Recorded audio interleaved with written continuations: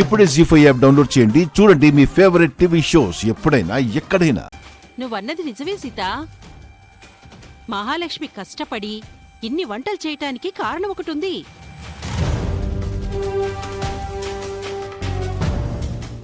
Sita Vidyadevi teacher ఉండగా నువ్వెందుకు వంట చేస్తున్నావు మహా అని అడిగితే, నా జనాకు నేను స్వయంగా వంట చేసి పెట్టి చాలా రోజులైంది, అందుకే చేస్తున్నాను అని చెప్పింది. అవునా మహా, చాలా థ్యాంక్స్.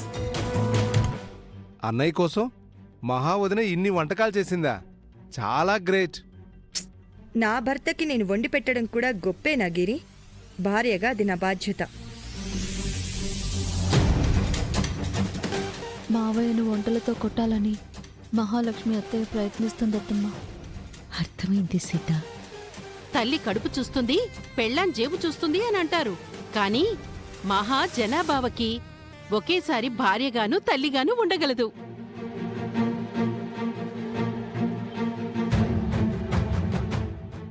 కానీ ఇప్పుడు బావగారు విద్యాదేవి టీచర్ని పెళ్లి చేసుకున్నాడు కదా చెల్లాయ్. అయితే మాత్రం జానా నాకు భర్త కాకుండా పోతాడా? నేను ఎప్పటికీ ఆయన భార్యని, రామ్ ప్రీతలకి అమ్మని. కరెక్ట్గా చెప్పావు పిన్ని. మా అమ్మ పోయిన తర్వాత నాన్నకు అండగా నిలబడ్డావు. నన్ను ప్రీతిని సొంత తల్లిలా పెంచావు. నువ్వు చాలా గ్రేట్ పిన్ని. నీకంటూ సొంత పిల్లల్ని వద్దనుకున్నావు. అంత పెద్ద త్యాగం ఎవరు చేస్తారు వదినా? నిజంగా నువ్వు గొప్పదానివి.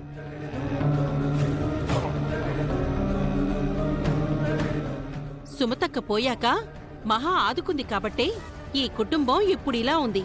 లేకపోతే ఏనాడో చెల్లా చెదురైపోయేది.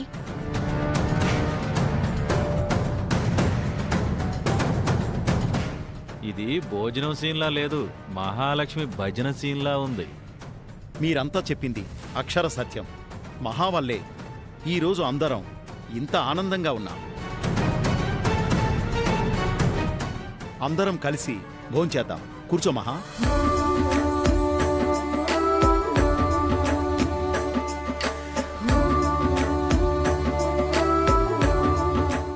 నువ్వు కూర్చో విద్య, కలిసి తిందాం.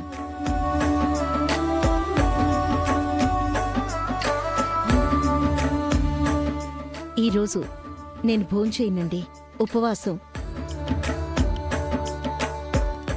ఎందుకు? అంటే మహాలక్ష్మి యాక్సిడెంట్లో చనిపోయింది అనుకున్నప్పుడు మీరు చాలా బాధపడ్డారు కదా.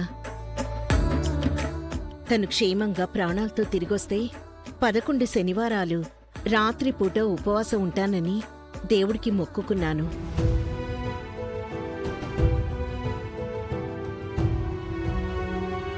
జీ5 యాప్ డౌన్లోడ్ చేసి అన్ని ఎపిసోడ్స్ పూర్తి ఉచితంగా చూడండి.